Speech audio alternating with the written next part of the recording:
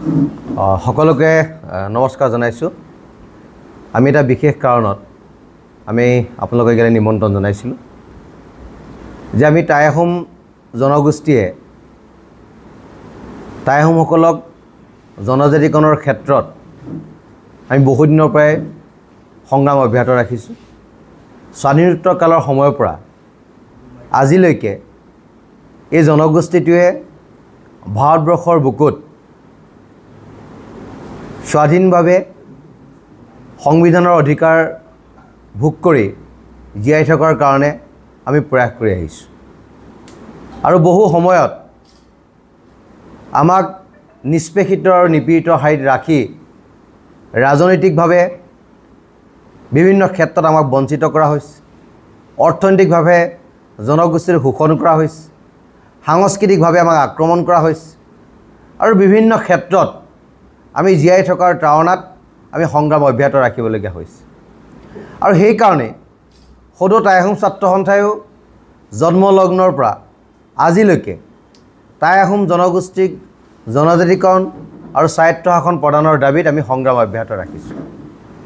চৰকাৰে বিভিন্ন ক্ষেত্ৰত আমাৰ লগত আলোচনাত মিলিত হয়, আমাক প্ৰতিশ্ৰুতি দিয়ে যে আমি আহোম জনগোষ্ঠীৰ লগতে অসমৰ আৰু 5টা জনগোষ্ঠীক জনজাতিকৰণৰ মাধ্যমেৰে আমাৰ যিটো দাবী সেই দাবীটো বাস্তৱ ৰূপ দিব।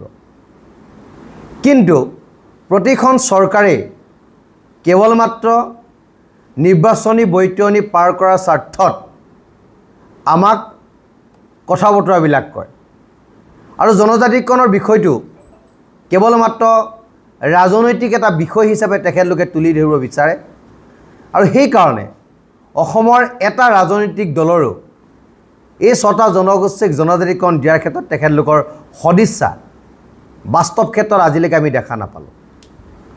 কংগ্ৰেছ চৰকাৰে 15টা বছৰ অসমত শাসন কৰিলে আৰু তেখেতলোকে ক'লে যে আমি আপোনালোকক সাংবিধানিক অধিকাৰ প্ৰদান কৰিম, জনজাতিকৰণৰ মাধ্যমেৰে আমি আপোনালোকক ৰক্ষা কৰিম আৰু আপোনালোকে যাতে অসমত এটা বেলেগ এটা পৰ্যায়ত বাস কৰিবলগীয়া নহয় তাৰ কাৰণে বিধি ব্যৱস্থা আমি কৰি দিম।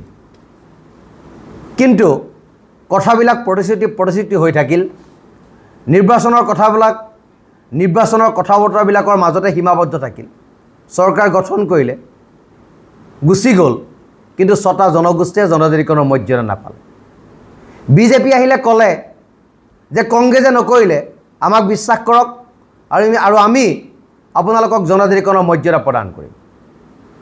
আমি বিশ্বাস কৰিলোঁ, আমি আস্থাত ল'লোঁ আৰু তেখেতলোকে নিৰ্বাচনী ইস্তাহাৰত প্ৰকাশ কৰিলে যে আহোমকে ধৰি অসমৰ 6টা জনগোষ্ঠীক জনজাতিকৰণ দিয়াটো তেখেতলোকৰ নৈতিক দায়িত্ব আৰু কৰ্তব্য।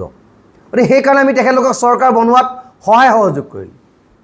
ভাবিলোঁ যে বিজেপি দল আৰু চৰকাৰে অসমৰ 6টা জনগোষ্ঠীক জনজাতিকৰণৰ মাধ্যমেৰে অসম আৰু অসমীয়াৰ ভৱিষ্যতটো সুনিশ্চিত কৰিব আৰু আমাৰ সকলো অধিকাৰ খিলঞ্জীয়া থলগিৰি ৰাইজৰ ওচৰত থকাৰ কাৰণে তেখেতলোকে সৰ্বতো প্ৰকাৰে প্ৰয়াস কৰিব।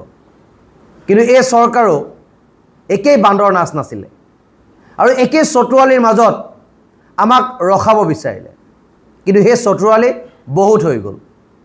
আমাৰ 2019 চনত আমাৰ বিলখন ৰাজ্যসভাত উঠিল, পাছ নহ'ল। কিয় নহ'ল চৰকাৰে আমাক নজনায় আৰু তেখেতলোকে ক'ব বিচাৰে যে অসমৰ 6টা জনগোষ্ঠীক জনজাতিকৰণ কৰিলে এক্সিষ্টিং যিবিলাক ট্ৰাইবেল আছে তেখেতলোকে আমাক বাধা আৰোপ কৰিব। তেনেকুৱা পৰিৱেশ অসমত হোৱা নাই নহয়। অসমৰ যিবিলাক মানুহ আছে, যিবিলাক থলগিৰি খিলঞ্জীয়া ৰাইজ আছে, সকলোৱে অসমখন সুৰক্ষিত হোৱাটো বিচাৰে, অসমৰ উঠি অহা নৱপ্ৰজন্মৰ ভৱিষ্যত সুৰক্ষিত হোৱাটো বিচাৰে আৰু অসমৰ প্ৰতিটো সম্পদ, প্ৰতিটো বায়'ডাইভাৰ্চিটিৰ ওপৰত থলগিৰি খিলঞ্জীয়া ৰাইজৰ অধিকাৰ থকাটো বিচাৰে। সেইকাৰণে কোনোৱেও অসমৰ 6টা জনগোষ্ঠীক জনজাতিকৰণ কৰাৰ ক্ষেত্ৰত বাধা আৰোপ নকৰে।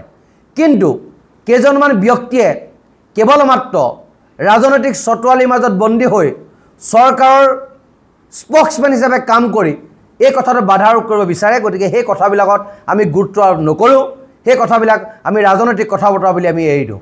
কিন্তু 6টা জনগোষ্ঠীক যদি জনজাতিকৰণ নকৰে আহোমকে ধৰি মৰাণ, মটক, চুতীয়া, কোচ, চাহ জনজাতি ৰাইজক যদি প্ৰতাৰণা কৰে, প্ৰবঞ্চনা কৰে, তেতিয়াহ'লে অসম অসমীয়া হাতত নাথাকিব। সেই কথাটো আজি আপোনালোকৰ মাধ্যমেদি মই অসমৰ সৰ্বত্ৰ জনসাধাৰণক এই কথা জনাব বিচাৰিছোঁ যে অসমৰ অৱস্থা বেয়া।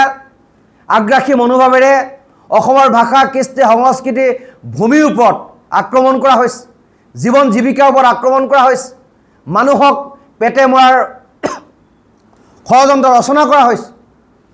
গতিকে এই পৰিপ্ৰেক্ষিতত যদি অসমৰ 6টা জনগোষ্ঠীক জনজাতিকৰণৰ ব্যৱস্থাৰে সাংবিধানিক অধিকাৰ প্ৰদান কৰা নহয়, তেতিয়াহ'লে খিলঞ্জীয়া ৰাইজ অসমত ভগনীয়া হ'ব আৰু ছেকেণ্ড ক্লাছ চিটিজেনলৈ পৰ্যবেক্ষিত হ'ব আৰু আমাক শাসন কৰা মানুহবিলাক বহিৰাগত মানুহ হ'ব আৰু অসমীয়া মূল জনগোষ্ঠীৰ মানুহ নহ'ব। গতিকে এই কথাটো অসমৰ ৰাইজে বুজিবতো ভাল।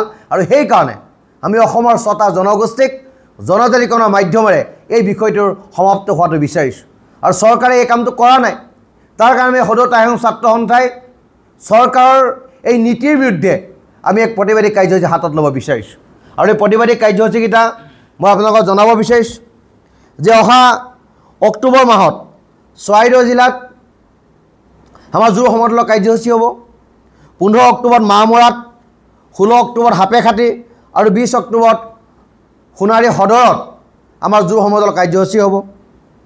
আৰু 17 অক্টোবৰত চিলাপথাৰত গণসমাৱেশ হ'ব আৰু 19 অক্টোবৰত ধেমাজিৰ সদৰত জোৰ সমদলৰ কাৰ্যসূচী আমি ৰৈছোঁ।